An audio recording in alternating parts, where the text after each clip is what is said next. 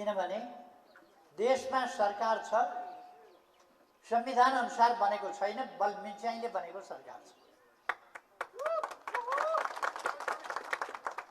अहिलेका प्रधानमन्त्रीले प्रधानमन्त्री बन्नका लागि शर्त राख्नुभयो, संसद तुरुन्तै शपथ ग्रहण गरेर तुरुन्तै संसद भङ्ग गर्ने सिफारिस गर्छु। त्यो सिफारिस लागू गर्नुपर्छ र संसद भङ्ग गर्ने हो भने मात्रै प्रधानमन्त्री हुन्छु, नत्र भने देशमा जेनजीले आगो बाल्छ।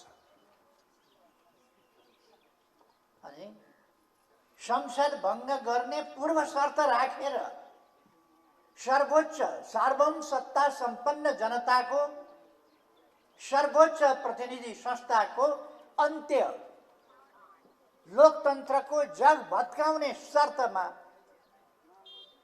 सुशीला कार्कीजी प्रधानमन्त्री हो। उहाँलाई राम्ररी थाहा छ नेपालको संविधानको उहाँ व्याख्या गरेर आएको मान्छे हो। के व्याख्या गर्नुभयो त्यो छोड्दिउँ। तर नेपालको संविधानले स्पष्ट रूपमा भन्छ सर्वोच्च अदालतको न्यायाधीश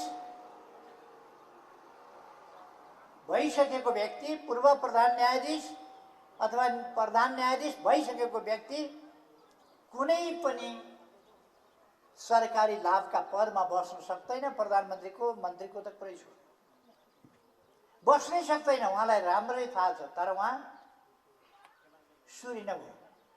त्यो सुरिनका लागि उहाँ 23 गते जेनजी भनेर सडकमा उत्रिनु भयो। 24 गते सडकमा उत्रिनु भयो र उहाँ के कामका लागि उत्रिनु भयो? चुनाव गराउने भन्ने त राष्ट्रपतिले तोकिदिएको म्यान्डेट हो, उहाँहरूको उद्देश्य होइन। राष्ट्रपतिले तोकिदिएको 21 फागुनमा चुनाव गराउ भनेर उहाँहरू के गर्दै हुनुहुन्छ? पहिले पनि भन्दै हुनुहुन्थ्यो। उहाँहरू जुलुसमा गएर भाषण गरिरहनु भएको थियो, केपी ओलीलाई गिरफ्तार गर्नुपर्छ, कारवाही गर्नुपर्छ। अहिले राति मिटिङ, रातभरि 3 बजे रातिसम्म मिटिङ गरेर कसरी केपी ओलीलाई गिरफ्तार गर्न सकिन्छ, कसरी नेपाली कांग्रेसका रमेश लेखकलाई गिरफ्तार गर्न सकिन्छ। सबभन्दा पहिले उहाँहरूले एउटा तमासा देखाउनु, सडक तमासा। त्यो सडक तमासा के हो भने केपी ओली लगायत केही मान्छेहरूको पासपोर्ट रोक्का। मैले अस्ति पनि भने यो सरकार जसरी बन्यो, मैले संक्षिप्तमा मात्रै भनेको छु, हाहुबाट बनेको सरकार। त्यसको अलिक व्याख्या गरेको छैन, समयमा गरौँला। यो कसैको प्रतिनिधि होइन, नेपालीको चाहिँ होइन। अन्त कतैको भए थाहा छैन। कसैले छानेको सरकार होइन यो। उहाँहरू एउटा खास उद्देश्यले काम गरिरहनुहुन्छ। पासपोर्ट रोक्का गर्ने। अर्को तमासा के गर्नुभयो भने काठमाडौँ भ्याली, यो डाँडो काटेर प्रत्येक जान नपाइने। केपी ओली यो डाँडोसम्म जान पाउँछ, पल्लापट्टि हेर्न पाइने कि नपाइने त्यो पनि थाहा छ। प्रत्येकपट्टि पाइलो टेक्न, पानी ढल, काठमाडौँ उपत्यका छोड्न नपाउने भने त्यही त होला। पानी ढलको सिमाना। वाह, यो तमासा नभए, सडक तमासा नभए के हो यो तमासाबाट उहाँहरूले सुरु गर्नु। सुशीला कार्कीको डरले केपी ओली भाग्छ गुडुटो के सोच्यो? तपाईहरुले कतिले नाम सुन्नुभएको थियो अहिले गृहमन्त्री, मैले त नाम पनि सुनेको थिएँ। गृहमन्त्री भएपछि थाहा पाएँ। गृहमन्त्रीको सम्बन्धमा मलाई धेरै केही भन्नु परेको छैन। गृहमन्त्री बाबुलाई धेरै नउताउलिन, नचम्किन, सम्हालिन सल्लाह दिन चाहन्छु। राजनीति ख्याल ठट्टा होइन। देश चलाउने कुरा ख्याल ठट्टा होइन। यस कुरालाई बुझेर चल्न म सुझाव दिन चाहन्छु। यति हो। हामीले पञ्चायत देखेका छौँ, निरङ्कुश राजतन्त्र देखेका छौँ, अस्ति भर्खर राजा ज्ञानेन्द्रले गरेको कु देखेका छौँ, प्रतिगमन देखेका छौँ, सबै कुरा देख्या। अनि जेल भोगेका छौँ, कठिनाइहरू भोगेका छौँ, हाम्रा लागि नयाँ कुरा होइन। हामीले भनेका छौँ यो देशको रक्षाका लागि, यो देशको सार्वभौमसत्ताको रक्षाका लागि, यो देशको स्वाधीनता, स्वतन्त्रता, भौगोलिक अखण्डताको रक्षाका लागि, यो देशको हितको रक्षाको लागि, यो देशको स्वाभिमान तल झर्न नदिनका लागि हामी जुनसुकै बलिदान दिन तयार छौँ। जिस्काउनु पर्दैन। त्यसका लागि लडेर यो ठाउँसम्म आइपुग्यो। जिस्काइरहनु पर्दैन।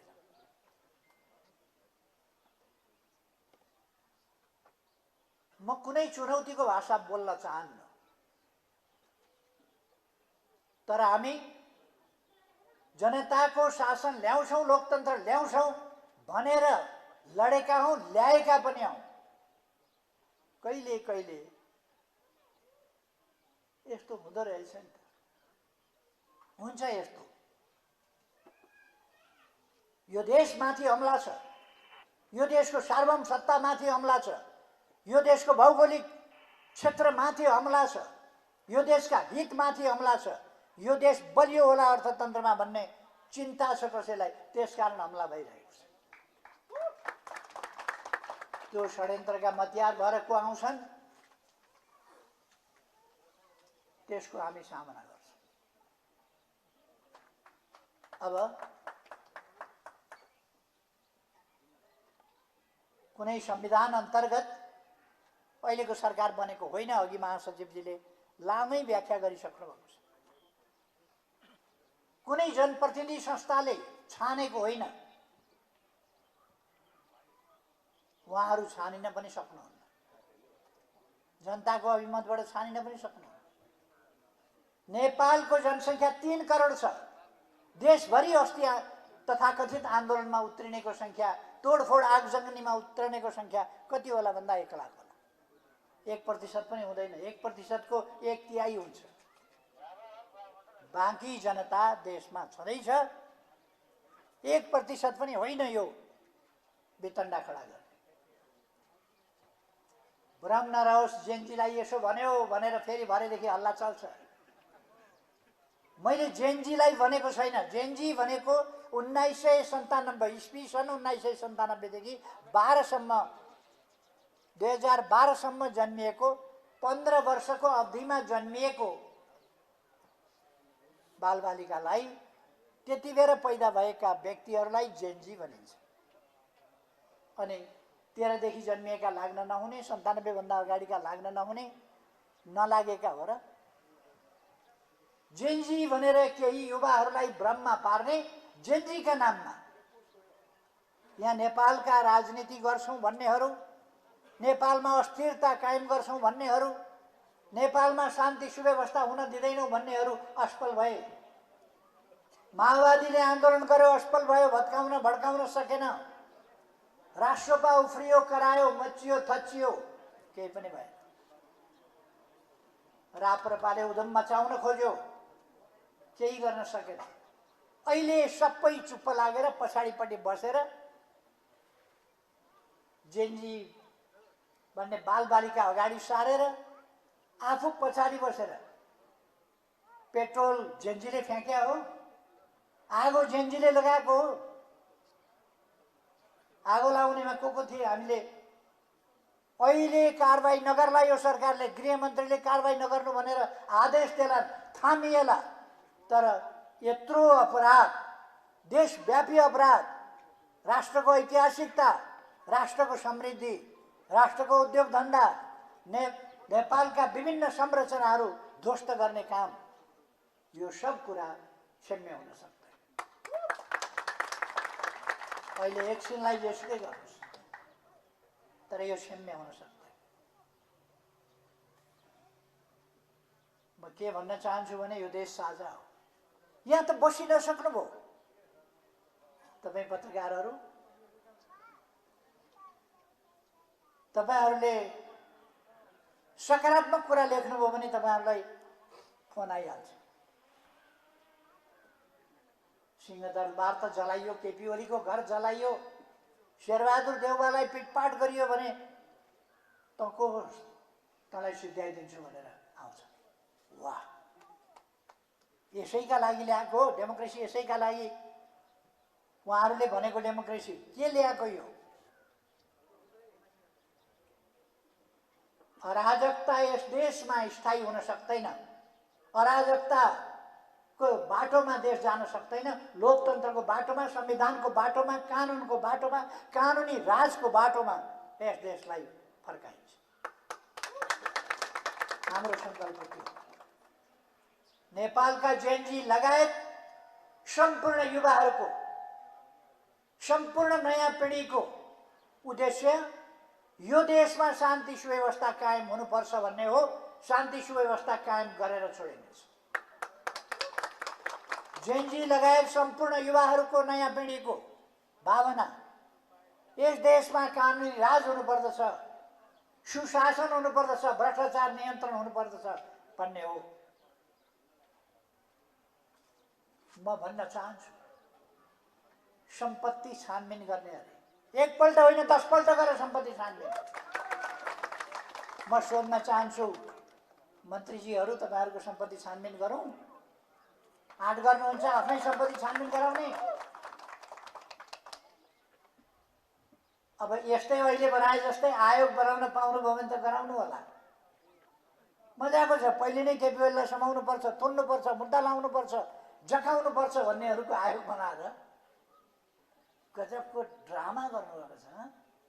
ड्रामा पहिले नै केपी ओली समाउनु पर्छ, थुन्नु पर्छ भन्ने मान्छेहरूको आयोग बनाएर छानबिन गरेर प्रतिवेदन दिएको नाटक गर्ने, अनि त्यो प्रतिवेदनका आधारमा अगाडि बढ्यो भन्ने नाटक गर्ने। यस्ता नाटक नेकपा एमालेलाई मन्जुर छैन, स्वीकार्य छैन। मैले मसिनो भाषामा भनेको छु यो स्वीकार्य छैन भनेर, तर बुझ्नुहोस् तपाईँहरू, नेकपा एमालेलाई यो नक्कली आयोग मन्जुर छैन। किन पनि मन्जुर छैन भने गम्भीर प्रश्नहरू उहाँहरूका पूर्ववर्ती अभिव्यक्तिहरू आयोगमा राखिन भन्दा अगाडि, आयोगमा बस्न भन्दा अगाडिका अभिव्यक्तिहरू, ती अभिव्यक्तिहरूको प्रश्न उठिसकेपछि, सप्रमाण मानिसले ल्याइसकेपछि उहाँहरूले नैतिकताका आधारमा राजीनामा दिनु पर्दैन थियो। एउटा मान्छे अहिलेको अहिले विरोधीबाट निष्पक्ष हुन सक्छ। विरोधीबाट उहाँहरू निष्पक्ष भइसक्नुभयो, के गर्नुभयो? गङ्गा जलले नुहाउनुभयो, बागमतीको पानीले नुहाउनुभयो, गहुँ खानुभयो, के गर्नुभयो? सुनपानी छर्किनुभयो, के गरेर उहाँहरू निष्पक्ष हुनुभयो त्यो बताउनु पर्यो।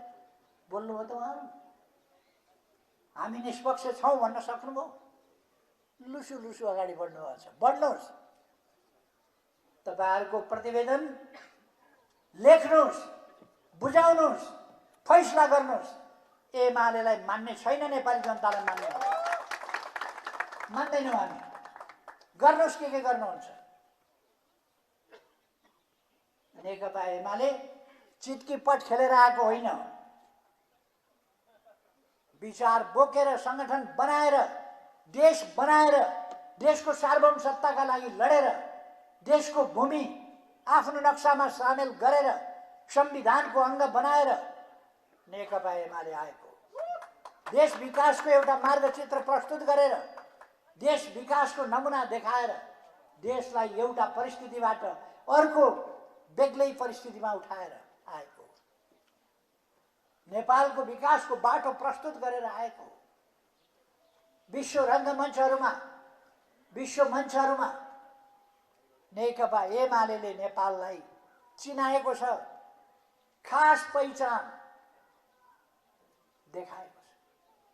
अहिले त्यस पहिचानलाई केही घण्टाभित्र मट्यामेट गर्नुभएको छ। प्रश्न उठेको छ, हामी शान्ति सेनाका सबभन्दा ठुलो योगदानकर्ता हौँ, अब संयुक्त राष्ट्र सङ्घले कसरी सोच्ला? गम्भीर प्रश्न उठ्यो। कसरी सोच्ला? विभिन्न देशमा हाम्रा दाजुभाइहरू गएर काम गरिरहेका थिए, भिसा दिन्न भन्न थाल्यो। त्यसको असर नेपालमा के पर्ला? होटल जलाएको छ, एयरपोर्टहरूमा हमला भएको छ, होटलमा मान्छे मारिएका छन्, लुटिएका छन् होटलमा टुरिस्टहरू। त्यस आन्दोलनको अगुवाई अगाडि हिँडेका त अहिलेकै पदाधिकारीहरू देखिन्छ नि त। नेपालको टुरिज्म के होला? यतापट्टि गर्ने छैन, त्यो सोचै छैन। उहाँहरूलाई केही गर्नै छैन। नेपालमा अस्थिरता कायम गर्नु छ, नेपाललाई रसातलमा पुर्याउनु छ, नेपालका उद्योगहरूमा आगो लगाएर ध्वस्त बनाउनु छ, नेपालको पर्यटन व्यवसाय चौपट बनाउनु छ। अनि त्यही काम गर्नुभएको छ। उहाँहरूको यसमा यस्ता क्रियाकलापमा संलग्न छैन भने जेएनजीका माग त जेएनजीहरू जन्मिनुभन्दा अगाडिदेखि हामी लडिरहेका छौँ। भ्रष्टाचार नियन्त्रण गर्नुपर्छ, ठिक छ। मैले भनेको मात्रै छु भने मेरो सम्पत्ति छानबिन गरियोस्। म उहिलेदेखि भनेको छु 10 पल्ट। यहाँ मात्रै होइन, यदि चित्रगुप्त छ भने, चित्रगुप्तको खातामा हिसाब छ भने धरतीमा मात्रै होइन, मरेपछि पनि स्वर्ग कहाँ पुगेर जवाब दिनुपर्छ। खाता हेरे हुन्छ, बही खाता पल्टाए हुन्छ। चित्रगुप्तले केपी ओली शुद्ध निस्किन्छ। अब मन्त्रीजीहरू त्यसै भन्न सक्नुहुन्छ, छानबिन गराउन सक्नुहुन्छ? म धेरै कुरा भन्न चाहन्छु। नेपालका अन्यत्रका कहाँ पैसाले चलाइएको थियो, चलेको थियो, म अहिले धेरै भन्दिनँ। समयक्रममा तथ्यहरू बाहिर आउँदै जान्छ। अब हामी कसैलाई भ्रम पर्नु हुँदैन। अहिलेको सरकार यो संविधान सम्मतै छैन। यो सरकार पहिलो कुरो। दोस्रो कुरो, यसको क्रियाकलाप लोकतान्त्रिक छैन, संविधान सम्मत छैन, कानुनी राजतर्फ छैन। राज्य आतंक सिर्जना गर्न खोजेको छ र चुनावको एउटा नाटक मञ्चन गरेर नेताहरूलाई जेल हालेर, मुद्दा लगाएर, अपमान गरेर, बुथ कब्जा गरेर, कसैलाई चुनाव लड्न नदिएर आफू मात्रै चुनाव लडेर दिग्विजय घोषणा गर्ने सपना देखिरहेको होला। त्यो सपनाका टाउकामा नेकपा एमाले, लोकतान्त्रिक अरू पार्टीहरूले समेत मिलेर, लोकतान्त्रिक शक्तिहरूले, नेपाली जनताले, नेपालका जेएनजी लगायतका युथहरूले त्यस्ता खालका सपनाहरू दिवा सपना हुन्, जसको टाउकोमा चिसो पानी खन्याउनेछ। त्यो सपना साकार हुन्छ भन्ने नठाने हुन्छ। चुनाव गराउनु पर्नेछ।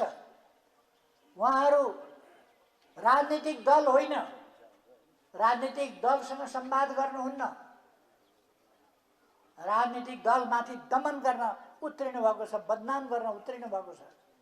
अनि राजनीतिक दलहरूसँग पौठेजोडी खेलेर, राजनीतिक दललाई बाइपास गरेर, राजनीतिक दललाई दमन गर्छु भनेर चुनाव हुन्छ। उहाँहरूका प्रतिनिधि, उहाँहरूका नेतृत्वदायी व्यक्तिहरू अनधिकृत भए पनि अधिकृत आधिकारिक ढङ्गले भूमिका खेलिरहेका व्यक्तिहरू भनिरहेका छन् नेताहरूलाई चुनावमा निस्किनै दिँदैन भनेर। जसको निर्देशनमा उहाँहरू काम गर्दै हुनुहुन्छ। हामीले देखिराखेका छौँ त, गृहमन्त्रीले विभिन्न व्यक्तिहरू बोलाएर फलानाका विरुद्ध उजुरी ल्याऊ, निवेदन हाल भनेर माग गर्नुभएको छ। उनीहरूले निवेदन दिएका छन्। निवेदन आयो, प्रेसर आयो भनेर उहाँहरूले कारबाही गर्न दबाब दिइरहनु भएको छ। यो दुनियाँमा लुक्या छ कतै? कहीँ लुकेको विषय हो र यो लुकेको विषय होइन। उहाँहरू यी सब काम गरिरहनु भएको छ। यो ड्रामा हो। ड्रामा गरिरहनु भएको छ र नकारात्मकतामा ड्रामा, देशको अहित हुने गरीको, शान्ति सुव्यवस्था खलबलिने गरीको ड्रामा उहाँहरू गरिरहनु भएको छ। चुनाव होइन, उहाँहरू गर्न खोजिरहनु भएको छैन चुनाव। विभिन्न देशमा हामीले देखेका छौँ, विभिन्न देशमा चुनाव 6 महिनाभित्र हुन्छ भन्ने कति वर्षदेखि चुनाव हुँदैन। म्यानमारमा कहाँ चुनाव भयो? जननिर्वाचित सरकारलाई अपदस्थ गरेर, लोकतन्त्रलाई मिचेर, संविधान मिचेर बनेका सरकारहरूले लोकतन्त्र चाहेका हुँदैनन्, लोकतान्त्रिक बाटोमा मुलुकलाई फर्काउँदैनन्। यो विभिन्न देशमा देखिया छ। जनताले तिनीहरूलाई बाध्य बनाएर देशलाई फेरि लोकतान्त्रिक बाटोमा फर्काउनुपर्छ। असंवैधानिक ढङ्गले संसद विघटन गरिएको छ। संसद विघटन गर्ने अधिकार, संविधान मिच्ने अधिकार कसले प्राप्त गर्यो? कहाँबाट प्राप्त गर्यो? कहाँबाट प्राप्त गर्यो?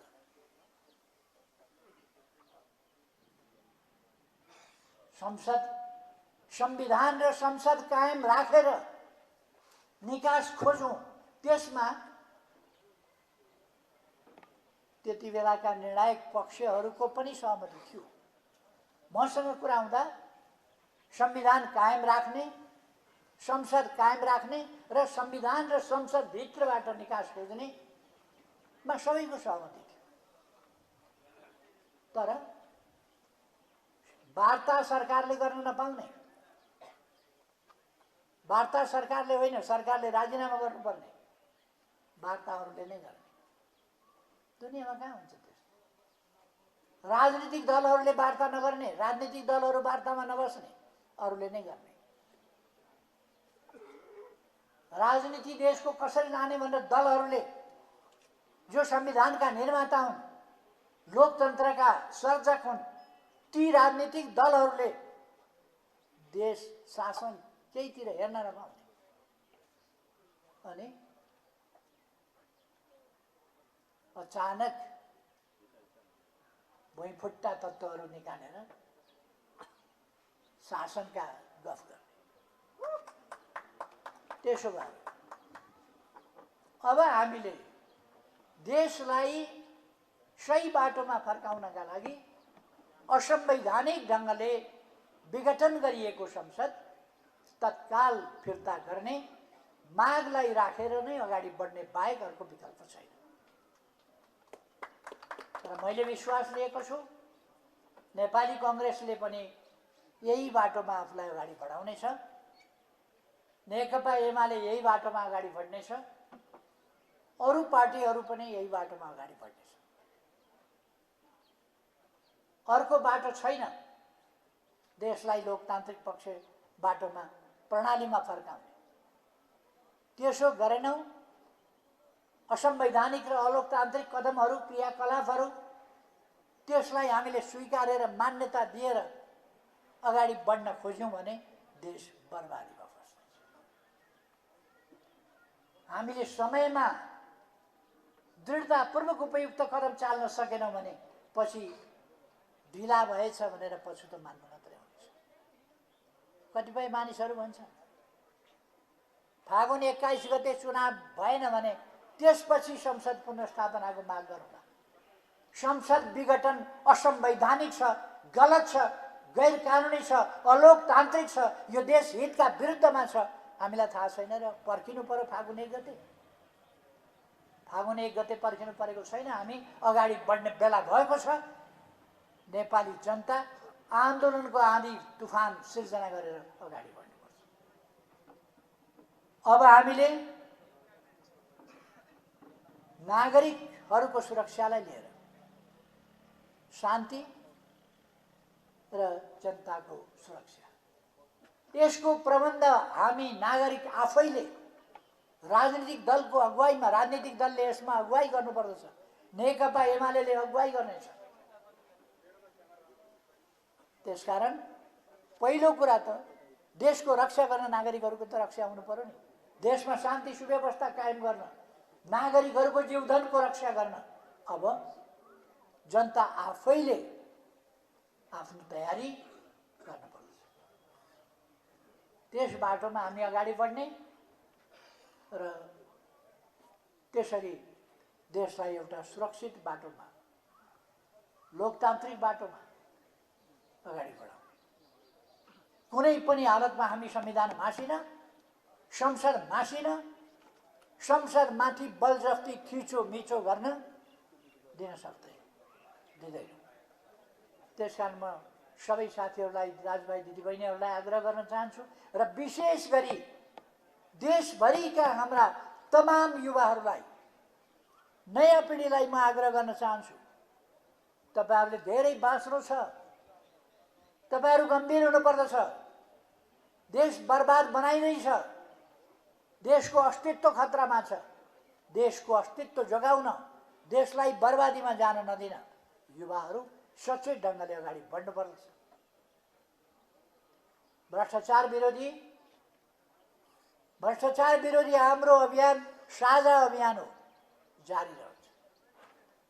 सुशासन हुनै पर्दछ भन्ने हाम्रो अभियान साझा अभियान हो। म प्रधानमन्त्री भएर मैले शान्ति सुव्यवस्था कायम गर्न खोजेँ, सुशासन कायम गर्न खोजेँ, भ्रष्टाचार नियन्त्रण गर्न खोजेँ।